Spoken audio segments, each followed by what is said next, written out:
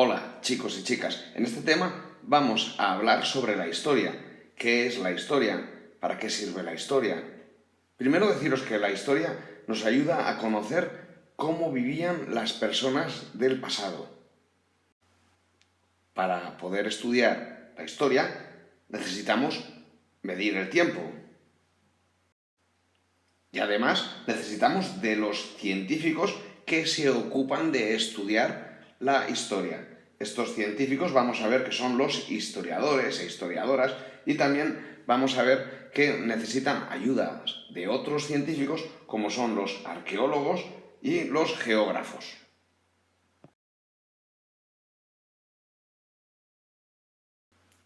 El paso y la medida del tiempo. ¿Por qué medimos el tiempo? Las personas medimos el tiempo para saber qué es lo que ocurre en cada momento de nuestra vida. Así, para medir periodos cortos de tiempo usamos el segundo, el minuto, la hora. Para medir periodos más largos usamos el día, la semana, el mes o el año. Los años se pueden agrupar en lustros, si son 5 años, décadas, si son 10 años, un siglo, si son 100 años, y milenio, si son 1000 años.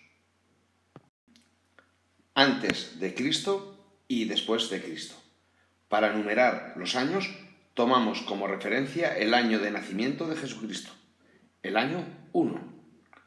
Todo lo que sucedió antes del año 1, decimos que pasó antes de Cristo y utilizamos la abreviatura antes de Cristo. Todo lo que sucedió después del año 1, del nacimiento de Jesucristo, decimos que pasó después de Cristo y utilizamos la abreviatura después de Cristo. Esto nos va a permitir ordenar los hechos o sucesos de forma cronológica, es decir, los más antiguos primero y después los más recientes. ¿Qué es la historia? La historia es la ciencia que estudia y nos explica quiénes eran, cómo vivían y qué hicieron las personas en el pasado.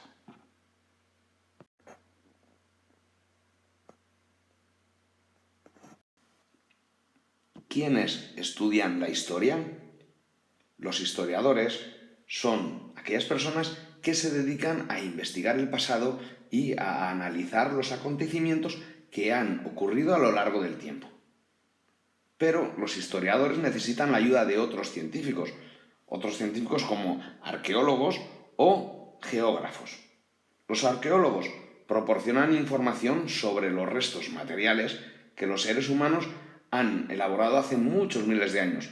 Por ejemplo, cerámicas, herramientas, utensilios, armas, esculturas, pinturas. El lugar donde se encuentran estos restos se llaman yacimientos. En Burgos tenemos un yacimiento muy famoso que es el yacimiento de Atapuerca. Por otro lado, también los historiadores necesitan la ayuda de los geógrafos. Los geógrafos lo que hacen es proporcionar a los historiadores información sobre los lugares en los que los seres humanos han vivido en distintas épocas.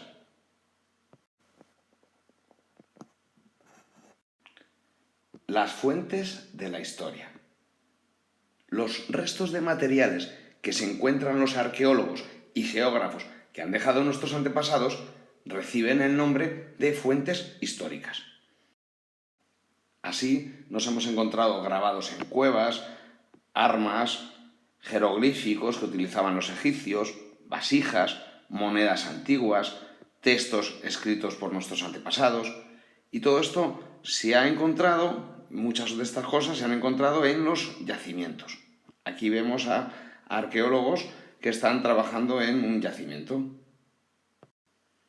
Estas fuentes que nos ayudan a saber cómo ha sido nuestra historia son fuentes materiales, por ejemplo, cuando se han encontrado joyas, armas, herramientas, vestidos, utensilios de cocina, o también fuentes escritas, pues por ejemplo, periódicos, documentos, cartas, libros que se han encontrado, contratos antiguos, inscripciones escritas en piedras, o también fuentes orales, lo que nos cuentan nuestros abuelos, bisabuelos, discursos, entrevistas que tenemos en grabaciones antiguas, por ejemplo, de la radio, o también fuentes gráficas o audiovisuales, por ejemplo, las pinturas que nos encontramos en cuevas, los grabados, las películas, las fotografías, etc.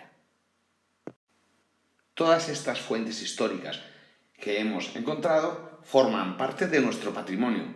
Por eso es importante conservarlo y preservarlo en museos o archivos con el fin que podamos disfrutar de ellos durante muchos años. La historia y sus etapas. Los historiadores dividen el pasado en dos grandes periodos. Por un lado está la prehistoria, que es la etapa más larga y se divide a su vez en tres etapas, que son el paleolítico, el neolítico y la edad de los metales. Y por otro lado nos encontramos la historia, que se divide en cuatro etapas: la edad antigua, la edad media, la edad moderna y la edad contemporánea. La prehistoria es el periodo más antiguo y extenso de nuestro pasado. Comienza con la aparición de los primeros seres humanos hace millones de años. De este periodo no hay documentos escritos, ya que no existía la escritura. El otro periodo es la historia. Empieza cuando los seres humanos inventan la escritura. La prehistoria es la etapa más larga y se divide a su vez en tres etapas, que son el paleolítico, neolítico y la edad de los metales. En el paleolítico, las personas que vivían en esa etapa eran nómadas, es decir, que iban de un sitio a otro buscando alimento y caza. Pintaban dibujos de animales y tallaban herramientas en piedra. También descubrieron el fuego. En el neolítico eran sedentarios, es decir, ya aprendieron a cultivar los campos y cuidaban los animales. También aparece la cerámica, inventan la rueda, etc. En la edad de los metales viven en poblados dentro de chozas de madera que refuerzan con pieles de animales. Manipulan los metales, aran las tierras.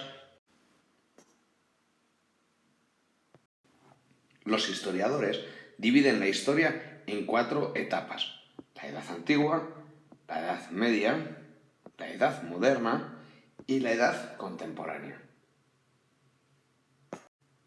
Estas etapas comienzan cuando se produce un hecho que provoca cambios en las vidas de las personas. Por ejemplo, en la edad antigua comenzó cuando se inventó la escritura hace más de 5.000 años. La edad media comenzó con la desaparición del Imperio Romano hace más de 1.000 años. La edad moderna comenzó con el descubrimiento de América en el año 1492, hace unos 500 años. Y la edad contemporánea comenzó cuando se produjo la Revolución Francesa en el año 1789, hace unos 200 años, y llega hasta nuestros días. Bueno, chicos y chicas, espero que este tema os haya quedado más o menos un poco claro. Así que venga a trabajar un poco y a estudiarlo. Nos vemos.